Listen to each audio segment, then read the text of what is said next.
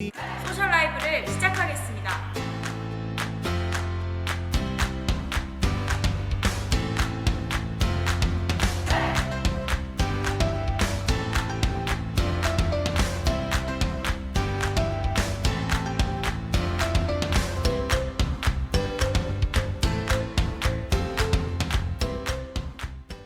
저희 양육비 해결 총연합회 이영 대표님이십니다. 네.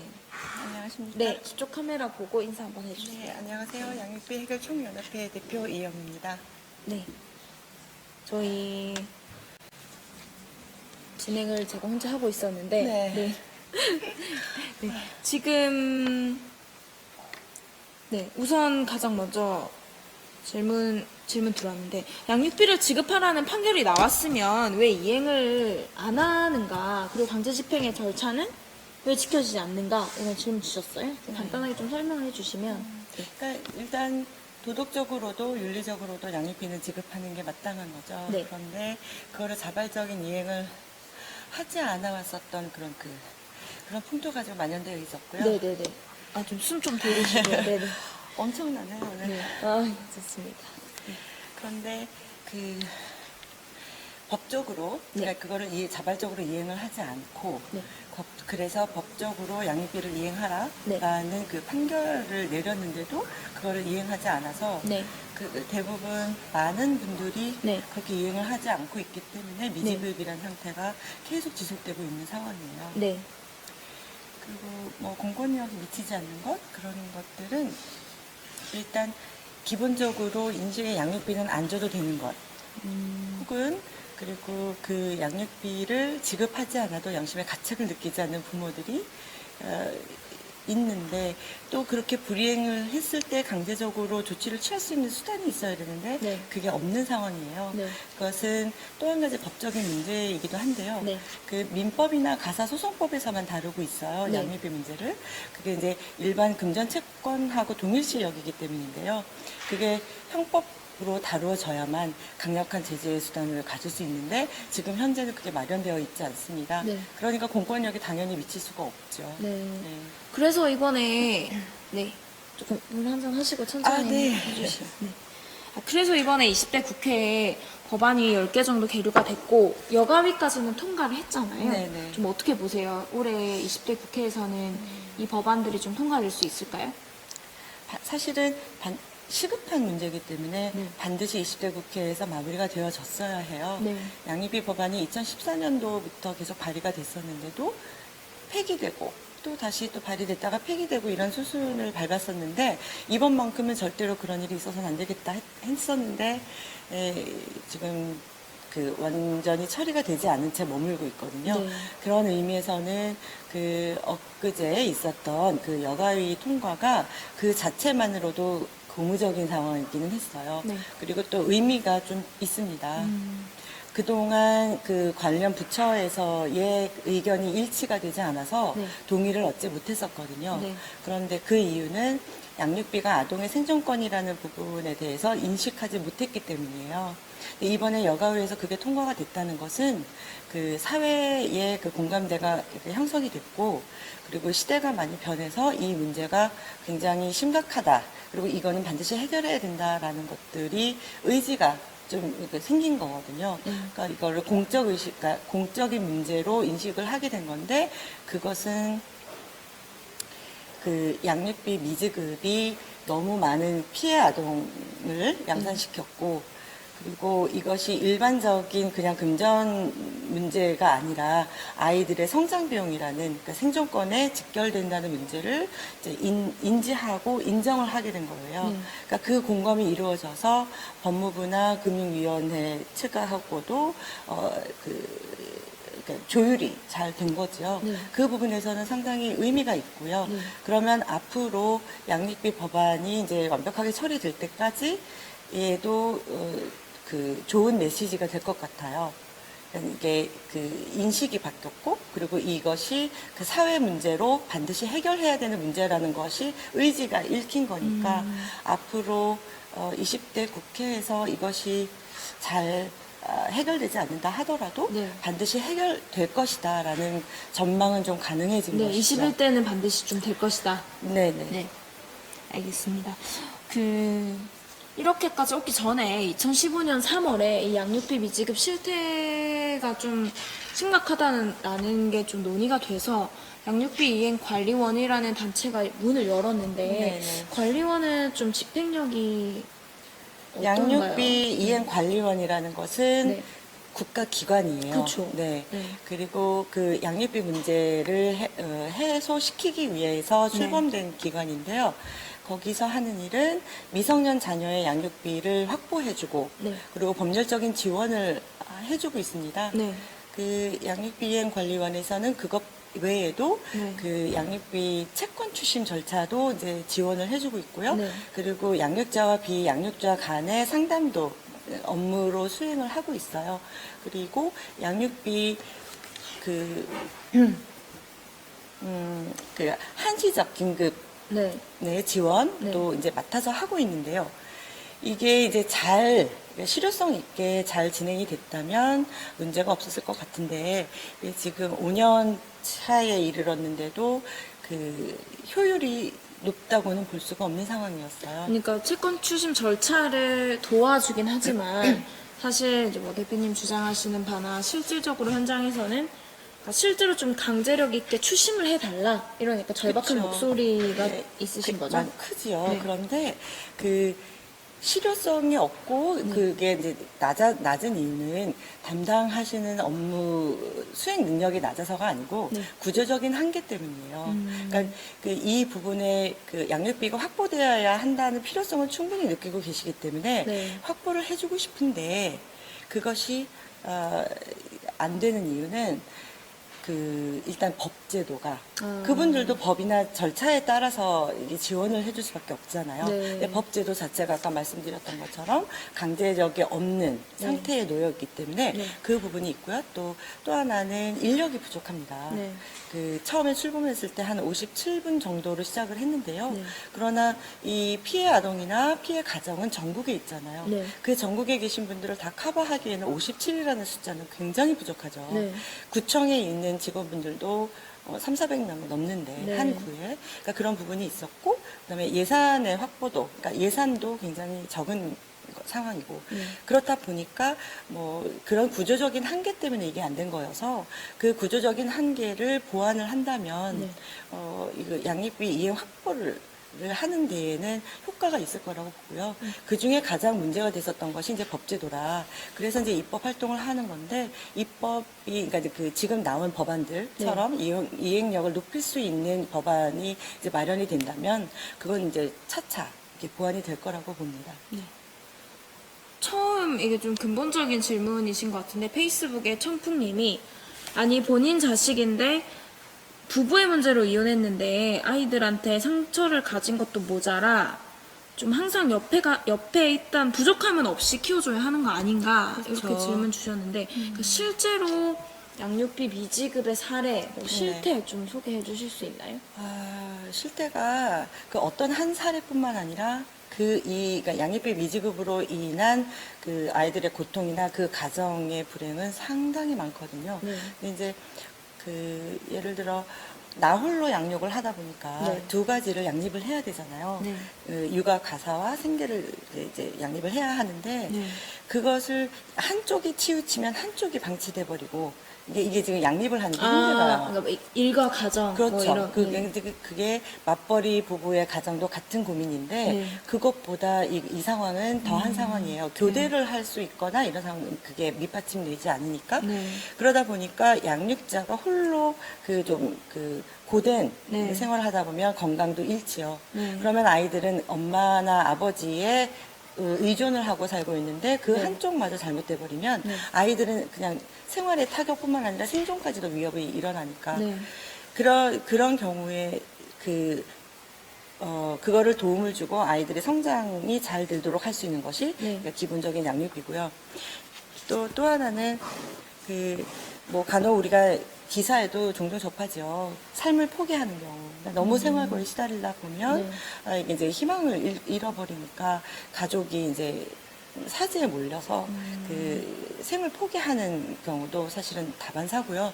근데 일반적으로는 이게 장기간의 일이기 때문에 소리 없이 죽어간다고 하죠. 매일매일 일상으로 일어나는 일이라서 그 상당히 힘들어요. 그러니까 또 치료도 봐야 하고 적기에 아이들이 가져가야 될 것들이 많은데 양육비가 그 미지급 치료라 하면 뭐 그러니까 아이들이 마음이 아프거나 몸이 아픈 아이들이 네, 있죠. 네. 그 태어나면서부터도 네. 그런 아이들을 치료를 받지 못하게 한다든지.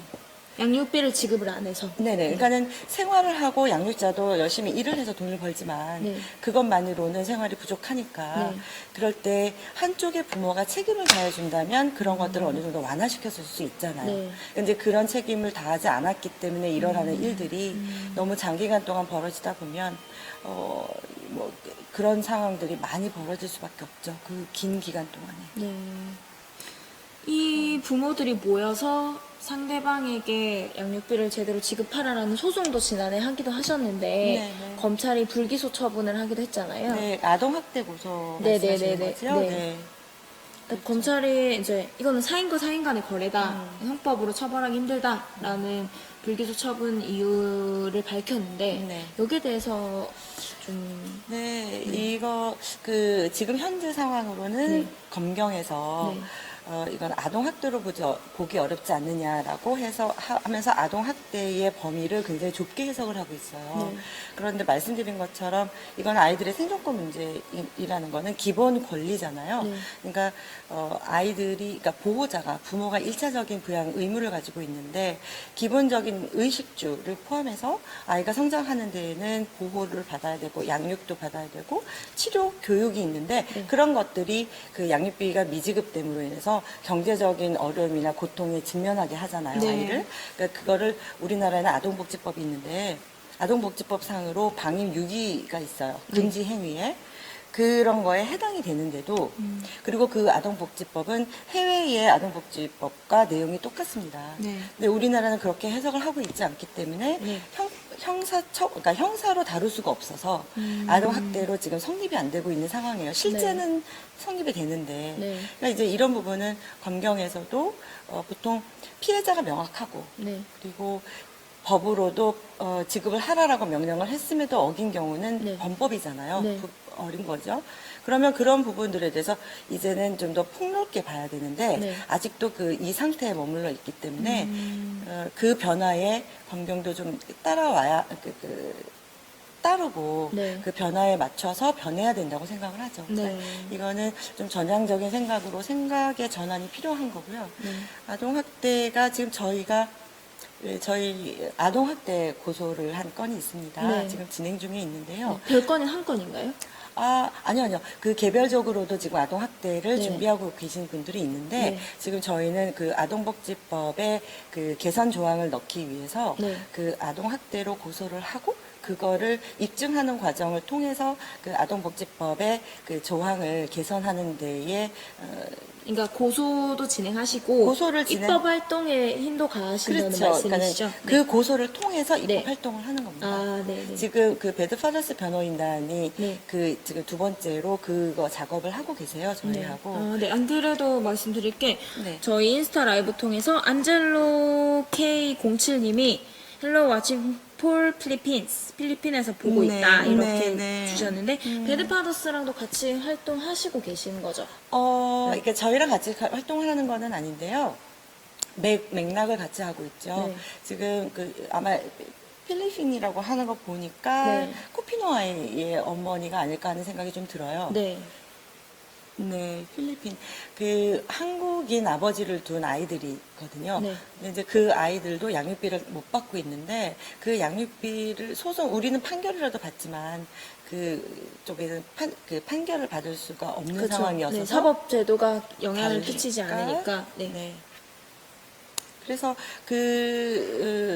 아마 그분도 우리나라의 그 양육비 법안이 바뀌어야 네. 아이들이 이제 그 판결을 받았어도 그 이후에 양육비 확보를 할 수 있을 거예요. 네. 그러니까 이제 그게 이제 중요하게 되어 있죠. 필리핀에도 4만 명의 아이들이 지금 굶주리고 있다고 해요. 네. 코피노 수가 4만 명이고. 네. 알겠습니다. 그래서 지금 나오고 있는 대안이 양육비 대지급제인데요. 네네. 국가가 대신 좀 지급을 하고 네. 부상권을 청구하는 내용인데 네. 찾아보니까 뭐 오스트리아, 독일, 헝가리, 이탈리아, 스웨덴은 직접 지급, 국가가 양육비를 직접 지급하고 있고, 네. 프랑스나 벨기에는 정부 기관이나 지자체에서 대신 지급을 하고 있고, 네. 또 포르투갈은 포르투갈, 폴란드, 룩셈부르크는 따로 재정을 운영해서 관리하고 있다고 합니다. 네. 이것도 20대 국회 이 법안이 지금 올라가 있는 거죠? 네네. 네. 그게 이제 그 국가, 네. 그러니까 양육비 국가 대지급제도예요. 네. 저희도 그 법안이 나와 있고요. 네. 그거는 이제 앞으로 도입이 되지 않을까 하고 네. 이제 조심스럽게 생각을 하고 있는데요. 네. 그 단지 아까 말씀하신 것처럼 국가에서 지급을 하느냐, 네. 어떤 한 기관을 통해서 그렇게 하느냐 하는 차이가 있을 뿐이지, 네. 그 양육비를 먼저 선 지급을 하고 그리고 지급 의무자에게 징수하는 제도입니다. 네. 그렇구나. 라이브인 서울님이 인스타그램 통해서 양육비를 안 줬는데 그게 왜 아동학대인데 증명해야 하는 현실이 너무 슬프다 이런 댓글 주셨어요. 실제로 현장에서도 많이 느끼시죠? 그런 그렇죠. 사례를 여기 댓글 하나만 더 볼게요. 네. 페이스북에 유튜브 통해서도 비비님이 본인이 제가 양육비 없이 자란 사람인데 이런 식으로 아이들을 좀 방임하지 않았으면 좋겠다 이런 댓글도 남겨주셨어요. 실제로 현장에서 만나시는 사례들은 좀 마음이 아픈 사례가 많나요? 너무 많죠. 그 아이가 장애를 가지고 있는데 그 장애는 특수 치료를 받아야 되잖아요. 그런데 그러니까 엄마는 뭐 혹은 아빠는 네. 나가서 또 생계를 해야 되고 그러면 아이를 또 돌봐줄 것도 필요하고요.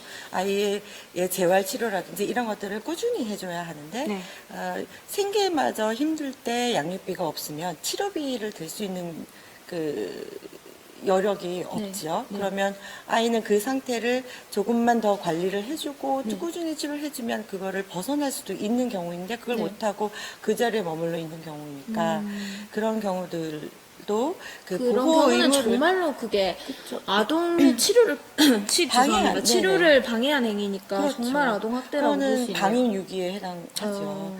그런 사례들이 많고 네. 그것뿐만이 아니어도 그 양육비를 지급하지 않으면서 네. 양육비 그거를 지급하지 않으면 관계도 단절을 하고 잠적을 해버리고 네. 그래요.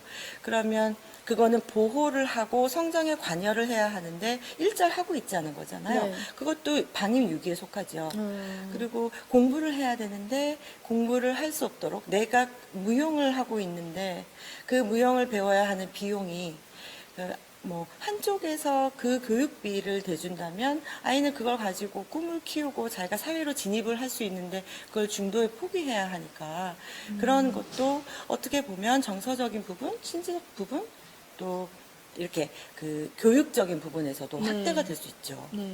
그리고 그거를 분명하게 해외에서는 아동 학대로 보고 처벌을 하고 있습니다. 네. 중범죄로. 제가 뭐 오기 전에 잠깐 말씀을 드렸는데 네. 미국의 경우는 네. 운전면허를 박탈한다든지 네. 의사 면허를 박탈한다든지 정말로 너가 양육비를 지급하지 않으면 너는 사회생활도 할 수 없어 이 정도까지 제재를 가한다고 맞아요. 하는데 네. 뭐 20대 국회에 올라온 법안에는 그 정도까지 강제력은 없더라고요. 근데 어. 그 약간 차이는 어디서 발생한다고 보세요? 네. 그 20대 국회에도 그 법안이 발의는 되었습니다. 아, 그래요? 네, 네. 그랬는데 그게 이제 폐기가 된 네. 거죠. 아, 네. 네. 그리고 이번에 그 운전면허가 이제 통과가 됐는데요. 네. 아직은 그래도 한 단계 이제 진보적으로, 그러니까 진일보는 했는데 그렇게까지 강력한 상황은 아니에요. 저희가 지금 가장 무거운 제재로 보고 있는 것이 감치제인데요. 네. 그게 마지막 단계였어요. 네. 추심할 수 있는 절차에. 근데 감치 명령을 받았는데도 이행을 하지 않을 때 운전면허 정지를 이제 신청할 수 있도록 네. 한 거예요. 그러니까 정당한 사유 없이 네. 그 고의적으로 회피한 경우에 네. 가장 마지막 단계로 지금 이제 그게 들어온 건데요. 네. 그러니까 이제 순차적으로 그게 이제 좀 더 강력하게 이제 집행력이 있도록 변하지 않을까라고 네. 생각을 하고 있고 지금은 아까 말씀하신 해외에서 시행하고 있는 거의 근접한 법안이 이제 들어온 거죠. 네. 그 운전면허를 제재를 하는 것은 네. 그 미국이나 미주, 유럽 전부 이제 해당되는 국가들이 많은데 그거는 경제생활, 그러니까 소득 생활을 함에도 불구하고 아. 아이의 그 양육비를 지급하지 않는다는 것은 부모의 책임을 다하지 않는 것이다. 그리고 아, 강하게 그러네요. 강제력을 이제 그 규제를 하는 거예요. 강제. 그러니까 네가 기름도 넣고 그쵸. 차를 모는데 양육비를 지급을 안 하냐? 약간 그 이런 의미도 거네요. 있고요. 네.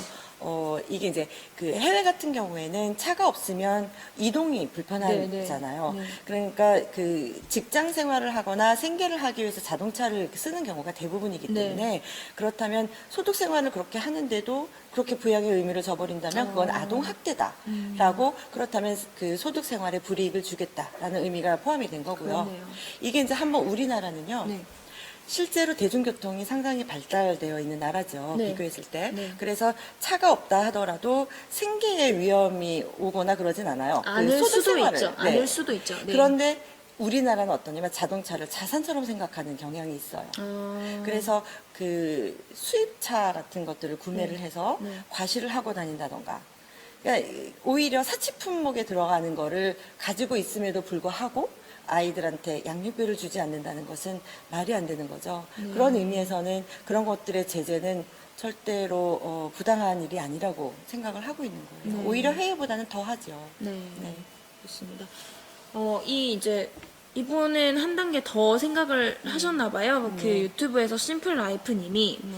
만약에 이렇게 법안이 통과되고 강력한 제재가 수행이 된다면 양육비를 지급하지 않기 위해서 키울 능력이 안 되는데 데리고 가서 학대하고 방임할 수도 있지 않느냐. 여기에 대한 좀 구체적인 대안도 좀 마련해 달라. 네네네. 혹시 또 이런 가정이 사례를 보셨냐 이런 질문을 주셨는데요. 저는 지금까지 활동하면서 그런 사례를 본 적은 없고요. 네. 그러니까 양육자가 자신이 보호하고 있는 아이를 실제로 아동 학대를 하고 있는 것이 아니냐 이런. 아니 그러니까 양육비를 지급을 안 하려고 네. 대리친권을 가지고 와서 네. 이제 굉장히 이렇게 제대로 잘 안 키우는 그런 사례도 있지 않느냐. 그러니까 그런 양육비를 질문이신 것 같아요. 주고 싶지 않아서 네네네. 아이를 내가 데려가. 네. 그거는 이제 친권이 아니라 양육권을 갖고 양육권, 오는 거죠. 네네. 네. 그런 경우, 있었어요. 그거는. 그러니까 그럴 바에는, 그러니까 주로 하는 말이 그럴 바에는 아이를 그럴 바엔 내가 키울게. 이제 나한테 그런 보내 걸 말씀하시는 것 라고 같아요. 해서 네, 나한테 보내라. 내가 네. 그럴 바엔 내가 키우겠다. 네가 경제 능력이 없다면 내가 키우지. 그런데 아이가 실제로 그런 경우가 있었는데요. 아이가 그래서 이제 한쪽 부모로 한테 갔어요. 근데 거기서 학대를 받아서 짐을 싸서 택시를 타고 동생을 데리고 다시 이쪽으로 돌아온 거예요. 그런 경우를 저는 실제로 얘기도 들었고 그런 사례를 저희가 가지고 있죠. 그럼 그런 거를 막을 수 있는 조금 더 촘촘한 법안도 준비가 있어야 될 되면 걸- 아니면 네, 그건 복지제도 안에서 조금 해결이 될 수 있을까요? 어떨까요? 그거를 이제 지속적인 모니터링이 필요할 거라고 보는데요. 그 가정 안에는 각각 다양한 사연이 굉장히 많잖아요. 맞습니다. 그래서 그거를 일일이 처음부터 다 맞추기는 어렵지만 네. 그거를 모니터링을 하면서 그런 그 디테일한 부분들을 이렇게 보완을 해야 되는 거는 반드시 필요하죠. 네, 그렇습니다. 네, 줄라이 5스 SW님이 대표님이 소리 없이 죽어간다는 말이 너무 슬프게 느껴졌다. 좀 지원 대책 같은 게 잘 마련됐으면 좋겠다. 이런 질문을 주셨습니다.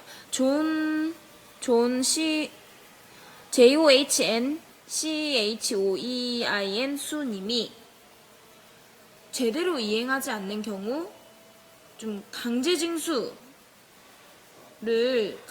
절차를 좀 까다롭게 하지 말고 좀 단도직입적으로 간단하게 할 수 없나 이런 질문 주셨는데요. 네, 아마 채권 추심 절차를 말씀하시는 말씀하시는 것 것 같아요. 같아요. 네. 그게 이제 그 절차가 하나당 이렇게 한 번씩 다 신청을 일일이 해야 되거든요. 그래서 얘네를 뭐 한 달에 얼마를 주기로 했다. 그러면 한 건건이 이렇게 그러니까 미지급을 네. 한 달 안 됐다고 해서 네. 당장 추심하진 그렇게 않잖아요. 못해요. 네. 그 3기라는 것도 정해져 있어서 지켜보아야 하거든요. 그런데 그 추심 절차가 한 단계에서 그 다음 단계로 넘어갈 때까지 네. 서류를 준비하고 또 접수하고 또 그걸 재판기를 기다리고 결과를 기다렸다가 또 3기를 기다렸다가 네. 3기 동안 안 주면 다시 그때 또 다른 단계를 절차를 밟거든요. 네. 그게 너무 기간이 길어요. 시간 소요가. 네. 그럼 그 동안에 그 채무자는 네. 뭐 있던 재산을 다른 사람 명의로 이전을 시킨다든지 네. 주소지를 바꾼다든지 위장 전입을 한다든지 어떤 맞아요. 빠져나갈 수 있는 구멍들을 다 만들 수 있는 시간이 되거든요. 저희가 그냥 상식적으로 생각하기에는 네. 아니 설마 자기 자식인데 저렇게까지 하나라고 생각을 했는데 네, 맞아요. 정말 많더라고요. 그거는 그 양육자들도 그렇게 느껴요. 네. 그러니까 항상 의문을 가지고 사는 게 자기 자식인데 어떻게 이럴 수가 있지? 믿을 수가 없는 세월로 지내오는 거예요. 그런데 현실은 지급이 안 되고 있고 그쵸. 아이가 힘들어하는 것 때문에 요청을 하고 애원을 해도 아주 비정하게 그거를 안 하고 있으니까 이 무엇이냐 이 이유가. 네. 근데 그거는 일단 양심의 문제인데 네. 저도 아직도 그거는 답을 못 찾았어요. 아. 그런데 일단 안 줘도 되는 부분이기 네. 때문에 넘길 만큼 넘기고 있는 거고 그러다 보니까 이제 미지급분이 쌓이면 금액도 커지잖아요. 그러면 본인도 그거를 해결하기가 점점 힘들어지는 거예요. 네. 그러니까 이제 그래서 미지급을 막아야 되는 이유는 이게 발생해서 오랫동안 계속 지속되지 않도록 네. 빨리빨리 해소될 수 있는 방법이 있어야 되고요. 네. 아까 이제 말씀하신 그 간소화된 절차. 간소하고 강력한 절차. 네, 간소한 네. 절차가 아주 중요합니다. 네.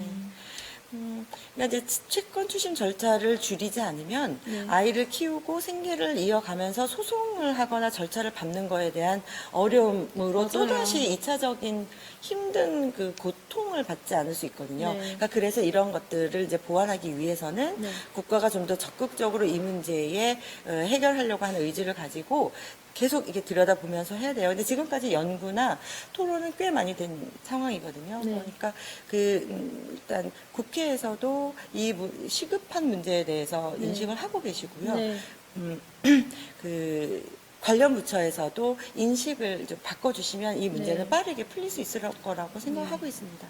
20대 국회에서 지금 법사위까지 간 상황이라서요. 꼭 통과가 되면 좋겠지만 혹시 안 되면 21대에서는 반드시 할 수 있도록 네네. 네, 대표님께서도 좀 힘써주시면 그렇죠. 좋겠습니다. 네, 네. 그리고 마지막으로 좀 실제로 이런 문제로 어려움을 겪고 있다 이러면은 대표님 뭐 우리 단체에 도움을 청하려면 어떻게 하면 되나요? 마지막으로 좀 설명을 해주십시오. 네네.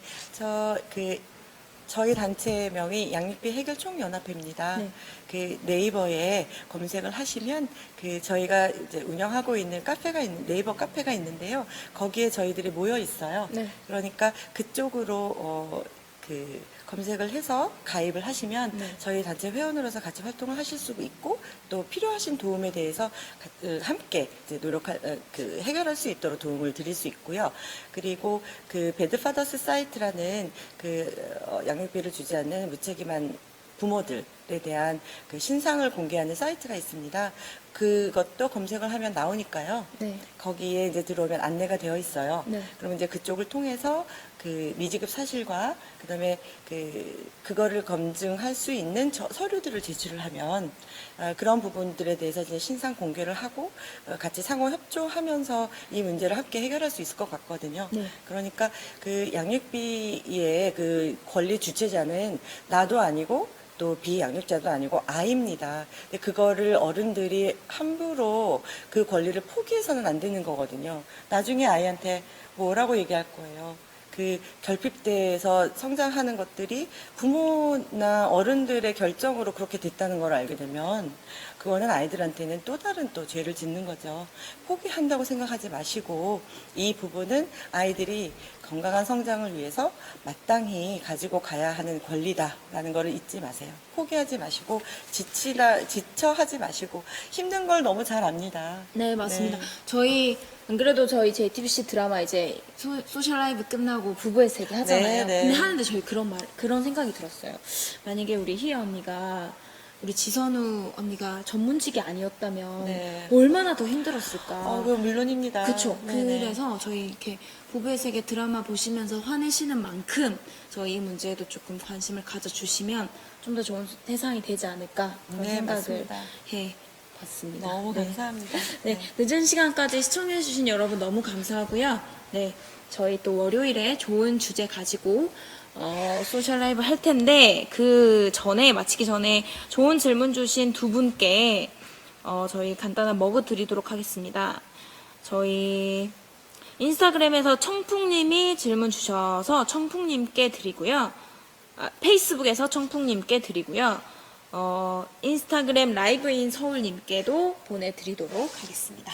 네, 오늘 소셜 라이브 늦은 시간까지 함께 해주신 여러분 감사합니다. 감사합니다. 소셜 라이브를 시작하겠습니다.